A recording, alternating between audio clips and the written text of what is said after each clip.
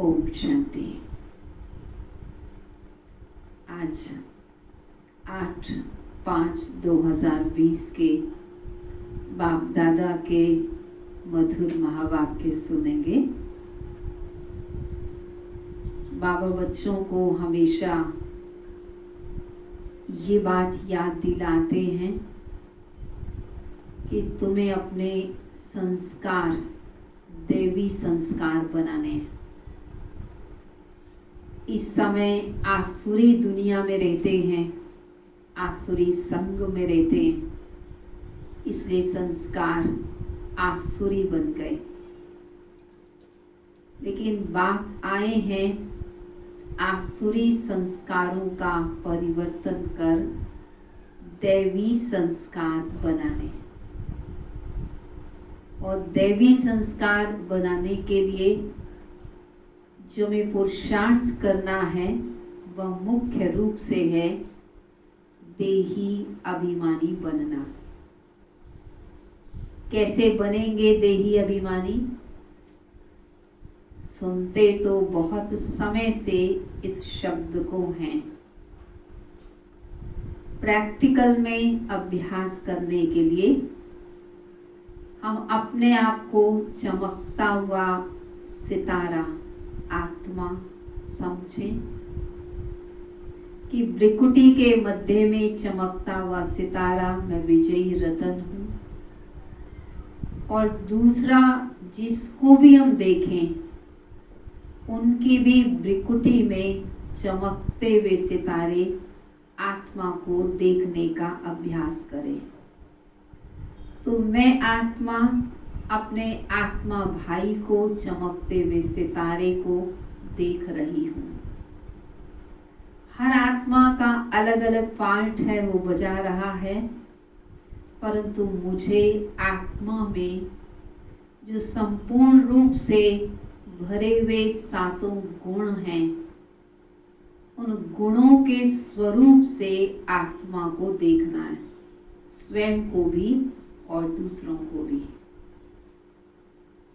ये अभ्यास निरंतर जिनको भी देखें, संपर्क संबंध वालों को, रास्ते में चलते, किसी से खरीदारी करते, आदान प्रदान करते, अनजान व्यक्तियों को भी ऐसे आत्मा चमकते हुए सितारे के रूप में देखें।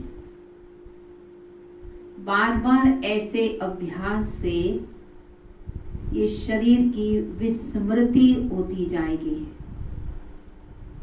और एकदम सूक्ष्म शरीर बल्कि निराकारी रूप में हम स्थित होते जाएंगे। शरीर हल्का हो जाएगा। फिर किसी के गुण अवगुण, कोई आकर्षण या घृणा कुछ भी नहीं रहेगी। सब समान रूप में हैं। हर एक अपना अपना पाठ बजा रहा है, जैसा कर रहा है वैसा फल पाएगा। हम न्यूट्रल होकर के उन्हें देख रहे हैं। हमें किसी का कोई प्रभाव नहीं पड़ता, इफेक्ट नहीं आता, किसी का डिफेक्ट नहीं दिखाई देता। जब देही अभिमानी स्थिति हो जाए तो इन सभी बातों से उपराम हो जाते हैं और अपने संस्कारों की तरफ ध्यान पूरा चला जाता है। लोगों की तरफ से ध्यान बच गया, समय बच गया, अपनी तरफ ध्यान जाता है। और जब अपने आप को देखते हैं कि मेरे संस्कार कैसे, मेरा स्वभाव कैसा है और मुझे अपने संस्कारों को दैवी संस्कार बनाने, देवताओं जैसे संस्कार बनाने हैं। अब देही अभिमानी स्थिति बनाने से शक्ति मिलेगी, बल मिलेगा, आत्मिक बल भी और परमात्मिक बल भी। तब संस्कारों पर पूर्णतः हम विजय प्राप्त कर सकेंगे, परिवर्तन कर सकेंगे। तो आज बाबा इस बात का ध्यान खिंचवा रहे हैं कि बच्चों को अपने संस्कारों को बदलने की मेहनत करनी है। यही मुख्य पुरुषार्थ है। अन्यथा बाबा के बनकर हमने क्या किया? परिवर्तन तो संस्कारों का ही करना है ना। और संस्कार बदल गए तो सारा संसार बदला हुआ महसूस होगा। फिर महसूस होगा जैसे कि हम स्वर्ग में संसार में ही रह रहे हैं। सदैव खुश रहेंगे, सदैव उड़ेंगे, मस्त रहेंगे। तो वो फिर सत्युगी संस्कार इमर्ज होते जाएंगे, क्योंकि कलयुगी आसुरी संस्कार मर्ज हो गए, क्योंकि हम देही अभिमानी बन गए। हमें वो नहीं दिखाई दे रहे और हमारी बुद्धि में हमारी नई दुनिया, हमारा लक्ष्य वह सदा रहेगा। तो वहाँ वाले संस्कार हमारे अंदर ऑटोमेटिकली आते जाएंगे। तो यह है देही अभिमानी बनना। तो सुनेंगे बाबा के महावाक्यों को। मीठे बच्चे, बाबा आया है तुम बच्चों को अविनाशी कमाई कराने। अभी तुम ज्ञान रत्नों की जितनी कमाई करना चाहो कर सकते हो। मौका है, जितनी कमाई करना चाहो वो अविनाशी कमाई अभी ही कर सकते हो। प्रश्न है, आसुरी संस्कारों को बदलकर दैवी संस्कार बनाने के लिए कौन सा विशेष पुरुषार्थ चाहिए? संस्कारों को बदलने के लिए जितना हो सके देही अभिमानी रहने का अभ्यास करो। देहाभिमान में आने से ही आसुरी संस्कार बनते हैं। देह के अभिमान में रहते हैं, अभिमान वश दूसरों को देखते हैं तो दूसरों के अवगुण दिखाई देते हैं और उनके अवगुण दिखाई दिए तो अवगुण हमारे में भी ट्रांसफर हो जाते हैं। पहले ही आसुरी संस्कार हैं, फिर दूसरों के भी ऐड होते जाते हैं। इसलिए बाप आसुरी संस्कारों को दैवी संस्कार बनाने के लिए आए हैं। पुरुषार्थ करो, पहले मैं देही आत्मा हूँ, पीछे यह शरीर है जो मेरा साधन है, ये कुटिया है, इंस्ट्रूमेंट है, ये बाजा है जो मुझे बजाने के लिए मिला है। गीत है, तूने रात गवाई सोए के, दिवस गवाया खाए के, हीरे जैसा जन्म अमोलक, कौड़ी बदले जाए रे। ये दुनिया वालों के लिए गीत है। बाबा कहते तुम बच्चे तो ऐसे दिन और रात को ऐसे ही नहीं गवा रहे हो, तुम तो रात दिन लग करके कमाई को जमा कर रहे हो। ओम शांति। ये गीत तो बच्चों ने बहुत बार सुना है। रूहानी बच्चों प्रति रूहानी बाप सावधानी देते रहते हैं कि यह समय खोने का नहीं है, यह समय बहुत भारी कमाई करने का है। कमाई कराने के लिए ही बाप आया हुआ है। कमाई भी अथाह है, जिसको जितनी कमाई करनी हो उतनी कर सकते हैं। यह है अविनाशी ज्ञान रत्नों से झोली भरने की कमाई। यह है भविष्य के लिए, वह है भक्ति और यह है ज्ञान। मनुष्य ये नहीं जानते कि भक्ति तब शुरू होती है जब रावण राज्य शुरू होता है। गिरावट हुई, दुख हुआ, तो दुख में ही परमात्मा को याद किया। फिर ज्ञान तब शुरू होता है जब बाप आकर राम राज्य स्थापन करते हैं। ज्ञान है ही नई दुनिया के लिए, भक्ति है पुरानी दुनिया के लिए। अब बाप कहते हैं पहले तो अपने को देही आत्मा समझना है।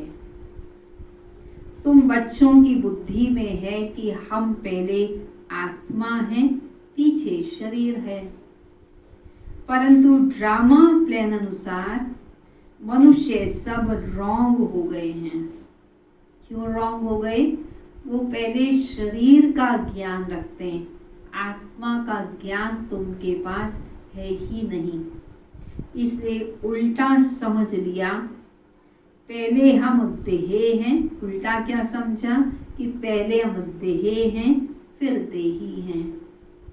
बाप कहते ये देह तो विनाशी है, इसको तुम लेते और छोड़ते हो। संस्कार आत्मा में रहते हैं।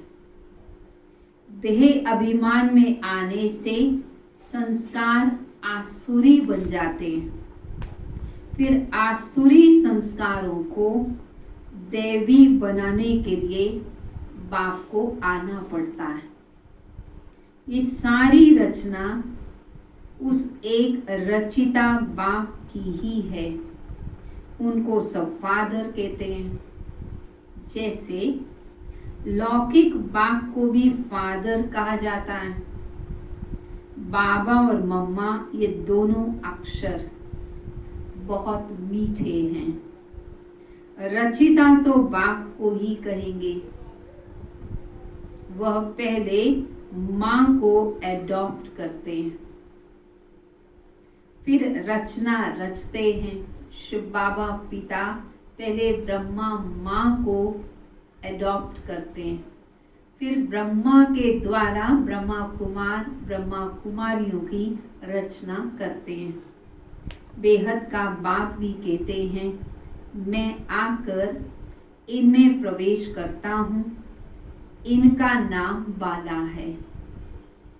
कहते भी हैं भागीरथ अर्थात भाग्यशाली रथ, भाग्यशाली शरीर मनुष्य का ही चित्र दिखाते हैं, कोई बैल आदि नहीं है। भागीरथ मनुष्य का तन है। बाप ही आकर बच्चों को अपना परिचय देते हैं। तुम हमेशा कहो कि हम बाप दादा के पास जाते हैं। सिर्फ बाप कहेंगे तो निराकार हो जाता है, पर निराकार बाप के पास तो तब जा सकते जब शरीर छोड़े। ऐसे तो कोई भी जा नहीं सकते, पर ऐसे जाना है तो ब्रह्मा के द्वारा मिलना है।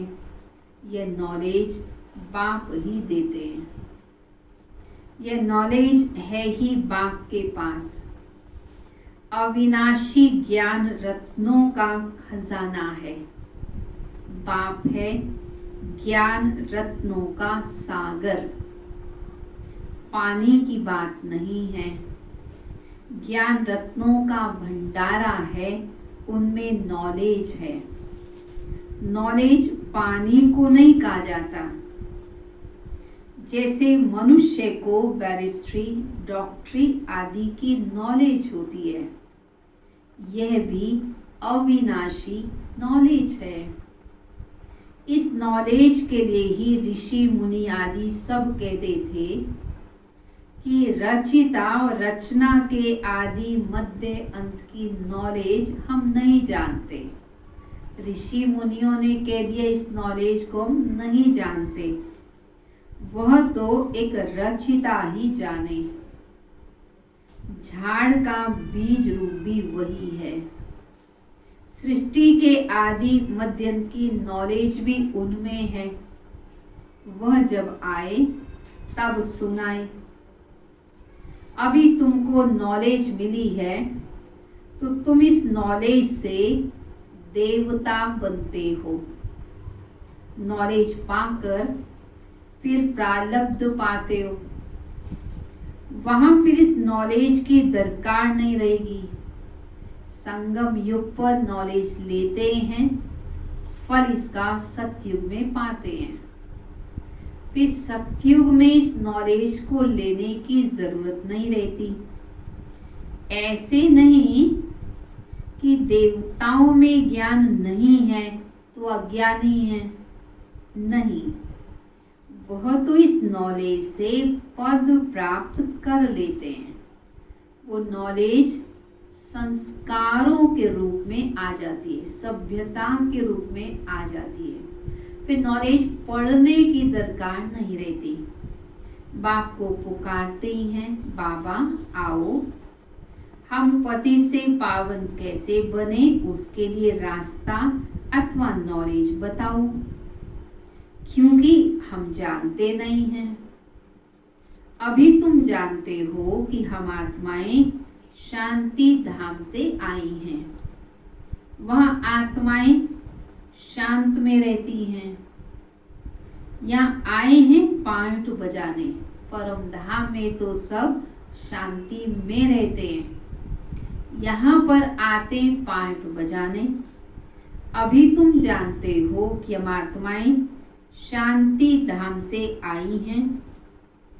कौन राज्य करते थे ये कोई जानता नहीं। तुमने अभी बाप द्वारा सब कुछ जाना है। बाप है ही ज्ञान का सागर, सदगति दाता। उनको ही पुकारते हैं कि बाबा आकर हमारे दुख हरो, हमें सुख शांति दो। आत्मा जानती है, परंतु तमो प्रधान हो गई है ना। ये तो आत्मा समझती है कि शांति सुख देने वाला परमपिता परमात्मा ही है, पर क्योंकि आत्मा तमो प्रधान हो गई है, बाप को पहचानती नहीं है, बाप के पास जा नहीं सकती, शक्ति नहीं ले सकती, इसलिए तमो प्रधानी रह जाती है। इसलिए फिर से बाप आकर अपना परिचय दे रहे हैं। मनुष्य न आत्मा को न परमात्मा को जानते हैं। आत्मा को ज्ञान ही नहीं, जो परमात्मा अभिमानी बने। पहले तुम भी नहीं जानते थे, अभी ज्ञान मिला है तो समझते हैं बरोबर सूरत मनुष्य की थी। पहले क्या था? सूरत मनुष्य की थी पर सीरत बंदर की थी। अभी बाप ने नॉलेज दी है तो हम भी नॉलेजफुल बन गए हैं। रचिता और रचना का ज्ञान मिला है। तुम जानते हो, क्या जानते हो? तुम जानते हो कि हमको भगवान पढ़ाते हैं। तो कितना नशा होना चाहिए, भगवान पढ़ाते हैं। वह ज्ञान का सागर, उनमें बेहद का ज्ञान है। तुम किसी के पास भी जाओ, सृष्टि के आदि मध्य अंत का ज्ञान तो क्या, परंतु हम आत्मा क्या चीज है वह भी नहीं बता सकते। बाप को याद करते हैं, दुख हरता सुख करता, फिर भी ईश्वर सर्वव्यापी कह देते हैं। बाप कहते ड्रामानुसार उनका भी कोई दोष नहीं है। माया बिल्कुल ही तुच्छ बुद्धि बना देती है। कीड़ों को फिर गंध में ही सुख भासता है। बाप आते हैं गंध से निकालने। मनुष्य दल दल में फंसे हुए हैं, ज्ञान का पता ही नहीं तो क्या करें। दुबन में फंसे हुए हैं, दुबन अर्थात दल दल। जितना निकलने की कोशिश करते हैं और अधिक फंसते जाते हैं। उनको निकालना ही मुश्किल हो जाता है। निकालकर आधा पौना तक भी ले आओ, फिर भी हाथ छुड़ाए गिर पड़ते हैं। कई बच्चे औरों को ज्ञान देते देते स्वयं ही माया का थप्पड़ खा लेते हैं, क्योंकि बाप के डायरेक्शन के विरुद्ध कार्य कर लेते हैं। माया कब पकड़ती है? वैसे ही माया नहीं आती। माया कहती मुझे निमंत्रण देते हो, मुझे बुलाते हो तो मैं आती हूँ। कब माया आती है? जब बाप के डायरेक्शन के विरुद्ध कार्य करते हैं। विरुद्ध किया तो माया को समझ में आ गया ये बच्चे मेरे को बुला रहे हैं, बाप को नहीं बुला रहे। तो कहती फिर मैं क्या करूं? मैं तो आज्ञा का पालन करती हूँ, बच्चे बुलाते हैं इसलिए मैं आ जाती हूँ। अब बाबा कहते दूसरों को निकालने की कोशिश करते और खुद गिर पड़ते, फिर उनको निकालने में कितनी मेहनत हो जाती है, क्योंकि माया से हार जाते हैं। उनको अपना पाप ही अंदर खाता है। माया की लड़ाई है ना। अभी तुम युद्ध के मैदान में हो। वह है बाहुबल से लड़ने वाली हिंसक सेनाएं और तुम हो अहिंसक सेना। तुम राज्य लेते हो अहिंसा के बल से। हिंसा दो प्रकार की होती है। एक है काम विकार की हिंसा, दूसरी क्रोध की हिंसा, किसी को मारना पीटना। अभी तुम डबल अहिंसक बनते हो। ये ज्ञान बल की लड़ाई। ज्ञान बल की लड़ाई कोई जानता नहीं। अहिंसा किसको कहा जाता यह भी कोई जानते नहीं। भक्ति मार्ग की सामग्री कितनी भारी है। तो काम क्रोध पर जीत पाना इसके लिए लड़ाई करना, इसके लिए कमजोर संकल्पों को समाप्त करना, ये है लड़ाई। इसे कहते हैं ज्ञान की लड़ाई। गाते भी हैं पतित पावन आओ, परंतु मैं कैसे आकर पावन बनाता हूँ ये कोई जानते नहीं। गीता में ही भूल कर दी, जो मनुष्य को ही भगवान के दिया। शास्त्र मनुष्यों ने बनाए, मनुष्य ही पढ़ते हैं। देवताओं को तो शास्त्र पढ़ने की दरकार ही नहीं रहती और वहाँ कोई शास्त्र होते भी नहीं हैं। ज्ञान भक्ति पीछे है वैराग्य। किसका वैराग्य? भक्ति का और पुरानी दुनिया का वैराग्य, पुराने शरीर का वैराग्य भी है। बाप कहते, इन आँखों से जो कुछ देखते हो वह कुछ भी नहीं रहेगा। इस सारी छीछी दुनिया से वैराग्य हो। बाकी नई दुनिया का तुम दिव्य दृष्टि से साक्षात्कार करते हो। तुम पढ़ते ही हो नई दुनिया के लिए। ये पढ़ाई कोई इस जन्म के लिए नहीं है, और जो भी पढ़ाइयाँ हैं वह होती हैं उसी समय उसी जन्म के लिए। अब तो है संगम युग, इसलिए तुम जो पढ़ते हो उसकी प्रारब्ध तुमको नई दुनिया में मिलती है। बेहद के बाप से कितनी बड़ी प्रारब्ध तुमको मिलती है। बेहद के बाप से बेहद सुख की प्राप्ति होती है। तो बच्चों को क्या करना चाहिए? बच्चों को पूरा पुरुषार्थ कर पूरा श्रीमत पर चलना चाहिए। बाप है श्रेष्ठ से श्रेष्ठ, उनसे तुम श्रेष्ठ बनते हो। वह तो सदैव है ही श्रेष्ठ, तुमको श्रेष्ठ बनाते हैं। बना वही सकता है जो स्वयं श्रेष्ठ हो। 84 जन्म लेते लेते तुम भ्रष्ट बन जाते हो। बाप कहते, मैं तो जन्म मरण में नहीं आता हूँ, मैं अभी भाग्यशाली रथ में प्रवेश करता हूँ, जिसको तुम बच्चों ने पहचाना है। तुम्हारा भी छोटा सा झाड़ है, छोटा ब्राह्मण परिवार है। झाड़ को कभी कभी तूफान भी लगते हैं, पत्ते झड़ भी जाते हैं। ये ब्राह्मण परिवार सारी दुनिया की अपेक्षा में तो बहुत छोटा है। फिर उसमें भी कईयों को माया आती है, पतझड़ हो जाती है, बच्चे पीछे हट जाते हैं, ढेर फूल निकलते हैं, फिर तूफान लगने से गिर भी पड़ते हैं।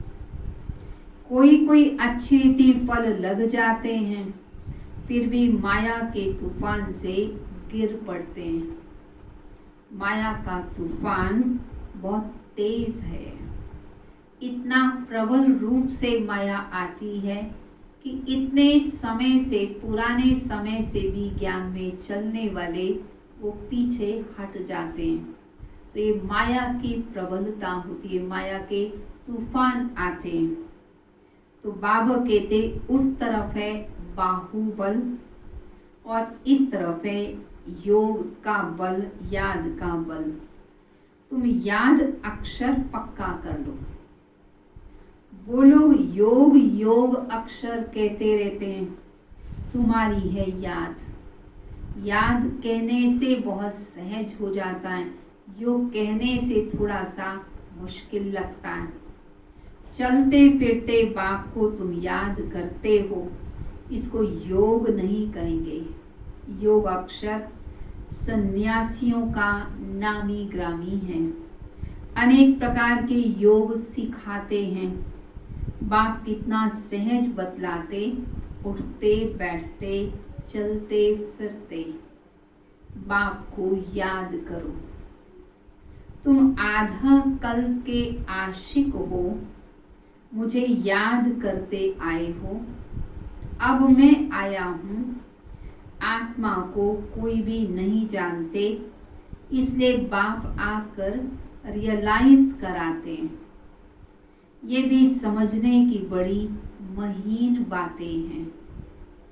आत्मा अति सूक्ष्म और अविनाशी है। न आत्मा विनाश होने वाली है, न उनका पाठ विनाश हो सकता है।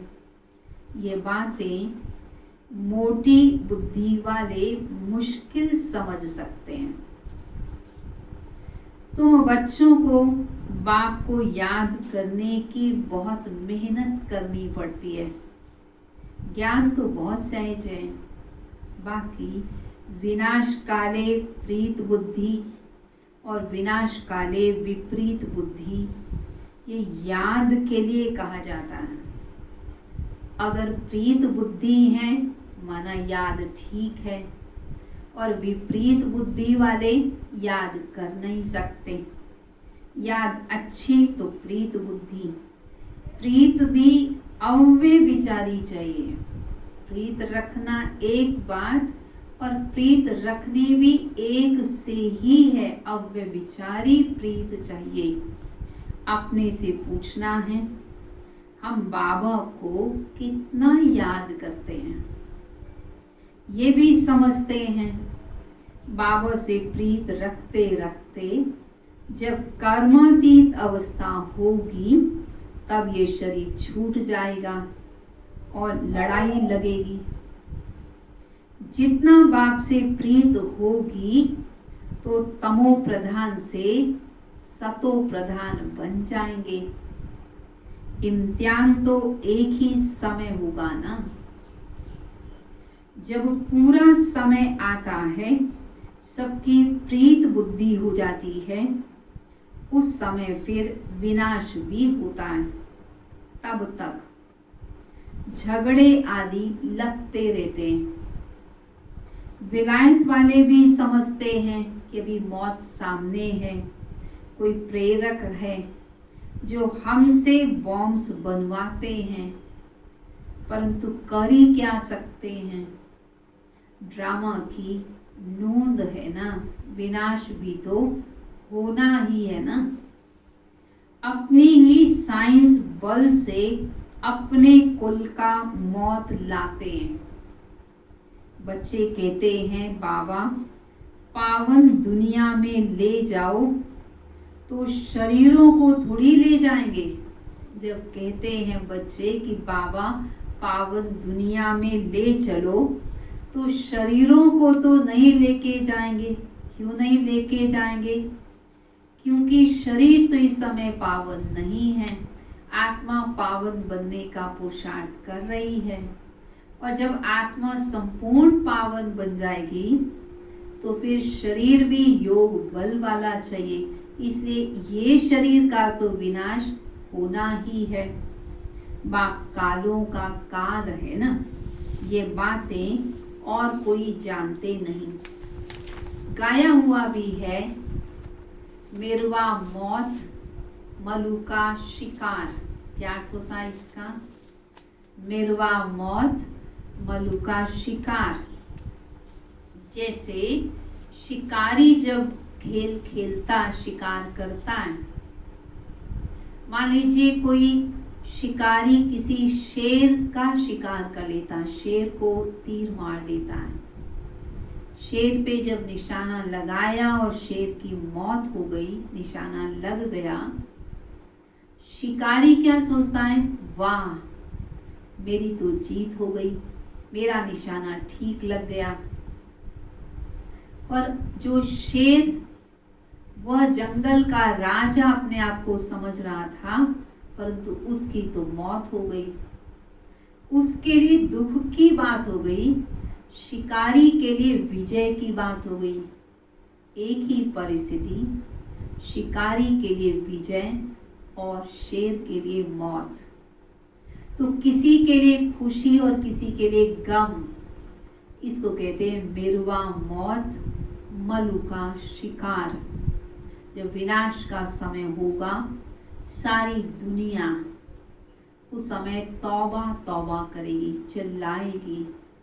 लेकिन बाबा के बच्चे जिन्होंने योग बल जमा कर लिया होगा, जिन्होंने अपने संस्कारों में परिवर्तन लाया होगा, देवताई संस्कार बना लिए होंगे, अपनी अविनाशी कमाई जमा कर ली होगी, वो बच्चे कहेंगे वाह वाह, उनको बाबा सत्युगी दुनिया के साक्षात्कार करा रहे होंगे और वो सत्युगी दुनिया को देखकर बड़े खुश हो रहे होंगे। और यहाँ लोगों की मृत्यु हो रही होगी, उन्हें मृत्यु का नजारा दिखाई ही नहीं देगा। खुश क्यों हो रहे हैं? वो नई दुनिया को देख करके खुश हो रहे होंगे।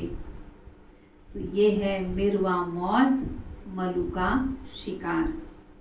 वो कहते विनाश बंद हो जाए, शांति हो जाए। अरे विनाश बिगर सुख शांति कैसे स्थापन होगी? इसलिए चक्कर पर जरूर समझाओ, सृष्टि चक्र का राज भी जरूर समझाओ। अभी स्वर के गेट खुल रहे हैं। बाबा ने कहा है इस पर भी एक पुस्तक छपाओ, गेट बेटू शांति धाम सुख धाम।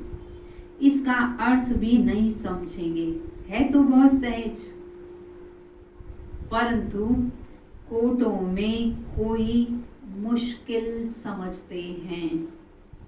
तुमको प्रदर्शनी आदि में कभी दिल शिकस्त नहीं होना चाहिए। क्यों?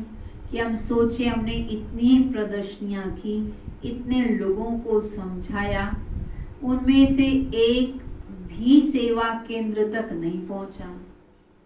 ऐसा भी नहीं हुआ कि किसी ने कोर्स भी किया हो। तो भी बाबा कहते यदि ऐसा भी हो कि कोई भी सेवा केंद्र तक ना भी पहुंचा हो, तो भी आप निराश नहीं हो, दिल शिकस्त नहीं हो, क्योंकि आपने तो मैसेज देने का कार्य किया ना। आपने अपना कार्य पूरा किया और जब उनका समय आएगा, अपने समय के प्रमाण वो समझी हुई प्रदर्शनी उन्हें टच करेगी और वो फिर बाबा के घर पहुंचेंगे। तो कभी भी दिल शिकस्त नहीं हो, क्योंकि प्रजा तो बनती है ना। मंजिल बड़ी है, मेहनत भी लगती है, मेहनत है याद की, उसमें बहुत फेल हो जाते हैं। ये भी अव्यय विचारी चाहिए। याद बाप से प्रीत एक से ही हो, अव्यय विचारी प्रीत। अव्यय विचारी प्रीत में बहुत ताकत है। सीता ने एक छोटा सा तिनका दिखाया और रावण डर गया। वो थी अव्यय विचारी प्रीत। वैसे हमारी प्रीत एक शिव बाबा से, जहाँ शिव बाबा से सच्ची प्रीत, परम पिता से प्रीत, देहधारी की बात भी नहीं है, उस निराकार से सच्ची प्रीत, तो उसका बल बहुत अधिक होता है। माया घड़ी घड़ी भुला देती है। मेहनत बिगड़ थोड़ी कोई विश्व का मालिक बन सकता है। पूरा पुरुषार्थ करना चाहिए कि हम सुख धाम के मालिक बने। अनेक बार हमने चक्कर लगाया, अब बाप को याद करना है। माया बहुत विघ्न डालती है। माया ऐसी ऐसी बातें कर देती है जो बच्चे बाप को, सेवा को भी भूल जाते हैं। कई बच्चे बाबा के पास सर्विस के समाचार भेजते हैं। बाबा, हम विद्वानों की मंडली में गए, उनको ज्ञान सुनाया, हमने प्रदर्शनी की, हम दूसरी जगह तीसरी जगह गए, हम मंदिरों में गए, आदि आदि। ड्रामानुसार माताओं का नाम वाला होना ही है। तुम बच्चों को ख्याल रखना है कि माताओं को ही आगे रखना है। यह है चैतन्य दिलवाला मंदिर। कौन है चैतन्य? शिव बाबा चैतन्य दिलवाला मंदिर। शिव बाबा में ही ब्रह्मा बाबा आते हैं, तो दोनों बाप दादा। यह है चैतन्य दिलवाला मंदिर। तुम चैतन्य में बन जाओगे, फिर तुम राज्य करते रहोगे। तुम बच्चे याद के पुरुषार्थ के आधार से कर्मेंद्रियों के राजा बन जाओगे। तो बाबा कहते तुम बच्चे ही फिर सतयुग में राज्य करोगे। भक्ति मार्ग के मंदिर आदि तो वो रहेंगे नहीं। सतयुग में मंदिरों की जरूरत ही नहीं, क्योंकि हर घर ही मंदिर होता है, हर इंसान देव रूप में होता है। इसीलिए बाबा कहते ऐसी सतयुगी सुंदर दुनिया की अभी स्थापना हो रही है और तुम बच्चों ने उसमें राज्य करना है।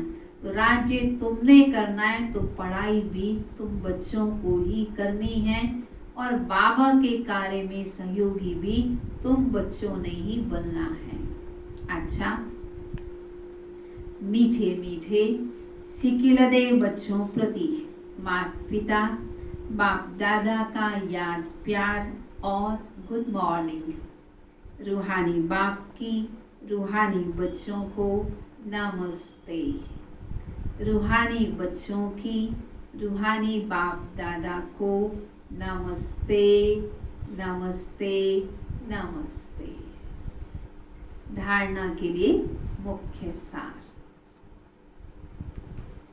एक बाप से अव्यय विचारी प्रीत रखते रखते कर्मातीत अवस्था को पाना है।